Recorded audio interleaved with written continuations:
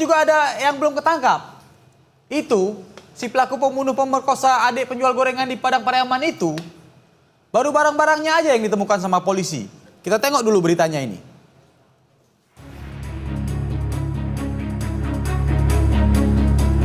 Polisi menemukan jejak baru tersangka pembunuhan Nia, gadis penjual gorengan di Padang Pariaman, Sumatera Barat.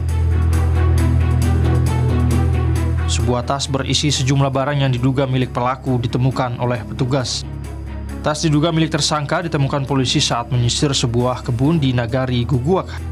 Dari dalam tas ditemukan barang-barang seperti baju, celana, sleeping bag, dan berbagai perlengkapan lainnya. Barang-barang tersebut tengah dianalisis lebih lanjut oleh polisi. Sebelumnya, polisi juga telah menemukan sandal dan baju pelaku. Hari ini kita fokus ke jalur yang diduga tempat pelarian tersangka dan ditemukan satu tas hitam yang diduga milik tersangka, identik dengan apa yang disampaikan oleh saksi yang lain. Pria berinisial IS diyakini sebagai pembunuh gadis penjual gorengan yang jasadnya ditemukan terkubur di sebuah kebun warga pada Minggu 9 September lalu. Dia disebut adalah mantan residivis kasus yang sama. Menurut warga, pelaku terakhir terlihat sebelum korban ditemukan dan sempat meminjam cangkul di salah satu rumah warga. Hingga saat ini polisi masih gencar memburu pelaku. Polisi menduga pelaku memahami area pelarian sehingga menyulitkan pencarian. Polisi juga dibantu warga untuk menyusuri kawasan hutan yang diperkirakan menjadi tempat persembunyian tersangka. Selain itu, polisi juga menjaga dan menutup area perbatasan. Delvineski, Padang Pariaman, Sumatera Barat.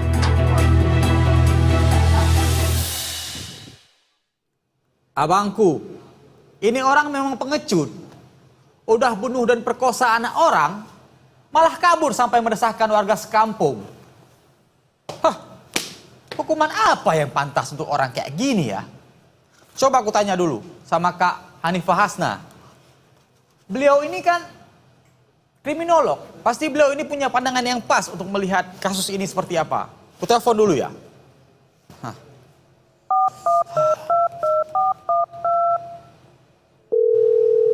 Diangkat nih. Assalamualaikum Kak. Halo, apa kabar Bang Tobat? Sehat Kak, Kakak sehat Kak.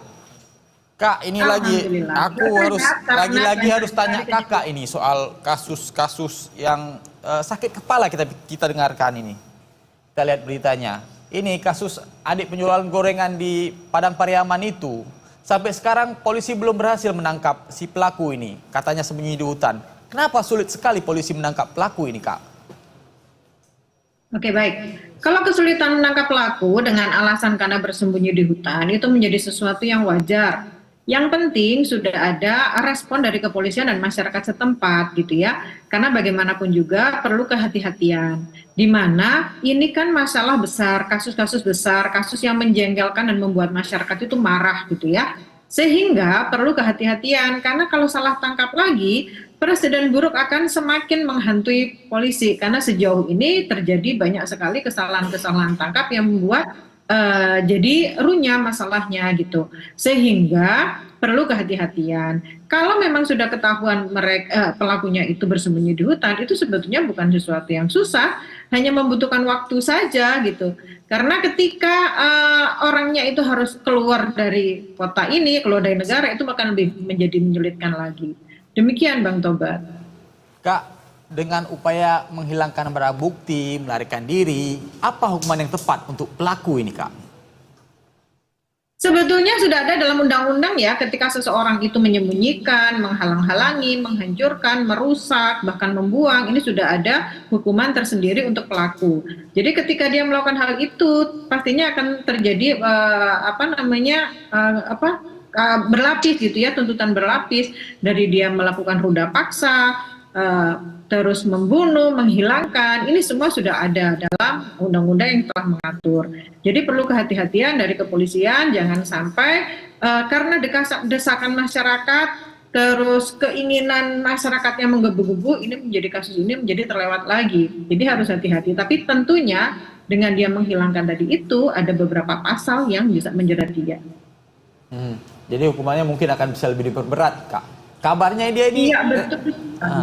kabarnya dia juga ini residivis Kak, pernah memperkosa juga 2 kali katanya. Apa perlu hakim nantinya mempertimbangkan penerapan hukum yang lebih berat ini, termasuk kebiri kimia yang juga dipertimbangkan juga ini? Oke, sangat harus dipertimbangkan. Sebetulnya pertimbangannya bukan hanya hukumannya terhadap pelaku ya, terduga pelaku. Tetapi yang harus kita lihat lagi adalah kenapa masih banyak residivis. Apakah ada kegagalan ketika melakukan pembinaan? Sementara ketika di lapas itu kan mereka ada pembinaan dan pelatihan terkait dengan kepribadian, terkait dengan kesehatan, terkait dengan kemandirian, terkait dengan sosialisasi. Bagaimana ini? Apakah memang sudah dilakukan? Atau ada hal-hal lain yang membuat mereka menjadi tidak bisa hidup di masyarakat? Dan mereka meyakini bahwa kejahatanlah yang membuat mereka hidup dan satu-satunya yang membuat mereka menjadi lebih eksis gitu. Apa yang membuat mereka tidak bisa menghindari hukuman lagi? Ini yang harus dipertanyakan. Terkait kebiri kimia, alangkah baiknya dilakukan ketika sudah sangat-sangat mengkhawatirkan. Karena kita nggak tahu apakah pelakunya baru ini atau ada pelaku-pelaku yang lain. Karena kalau tidak segera dihentikan, pasti akan membuat kerusakan lagi. Apalagi kalau korbannya hamil sampai punya anak, akan menghasilkan generasi yang lebih rusak lagi. Ini makin hari makin banyak ini kasus-kasus kayak gini, Kak. Karena ya mungkin mereka nggak jera dengan hukuman-hukuman yang diterapkan, termasuk soal kebiri kimia ini. Bagaimana seharusnya kita menyikapi ini, Kak? Ini adalah masalah ini menjadi masalah yang sangat kompleks ya Bang ya, karena yang harus mengurusi atau membantu menyelesaikan itu dari tingkat atas yaitu pemerintah sampai ke masyarakat dan kelas struktur paling bawah yaitu keluarga. Di tingkat pemerintahan pastinya ya ketika ada seorang pelaku pembunuhan dan pemerkosaan, artinya mereka harus menggunakan undang-undang yang tepat dengan memberikan aturan yang tepat pula. Tidak selayaknya ketika mereka tuh mendapatkan hukuman 15 tahun ternyata bisa ditawar sampai 7 tahun. Ini yang membuat masyarakat menjadi tidak percaya lagi. Bagaimana pemerintah membekali masyarakat? Lalu di strata masyarakat sendiri itu, bagaimana dengan tokoh-tokoh agama? Mampukah mereka itu memberikan penyuluhan atau pembekalan agama terhadap masyarakat? Di tingkat sekolah juga demikian, bagaimana menguatkan karakter anak-anak sehingga mereka tidak lagi mengkonsumsi pornografi dan hal lain yang menakutkan atau merugikan orang karena berdampak pada hukuman tertentu. Bagaimana dengan orang tua? Apakah selama ini orang tua itu memberikan pengasuhan terbaik? Lalu kondisi ini pula Bang Tobat, masyarakat kita itu sekarang dalam kondisi yang sulit, semua harus berbayar, semua tidak bisa ditawar. Ketika kondisi ini itu dialami oleh masyarakat, maka orang tua pada saat ini itu semua harus bekerja. Sehingga ketika mereka bekerja, anak-anak akan terbengkalai. Jadilah anak-anak dengan kondisi jiwa yang kurang. Sehingga ketika dewasa, mereka tidak mempunyai norma, nilai, itu hilang semua. Jadi masih muda dia sudah melakukan kejahatan, ketika dewasa dan menghabiskan di penjara atau lapas, ketika sudah dewasa dia melakukan hal ini lagi, berarti ada yang kurang di dalam dirinya. Demikian Bang Tobat.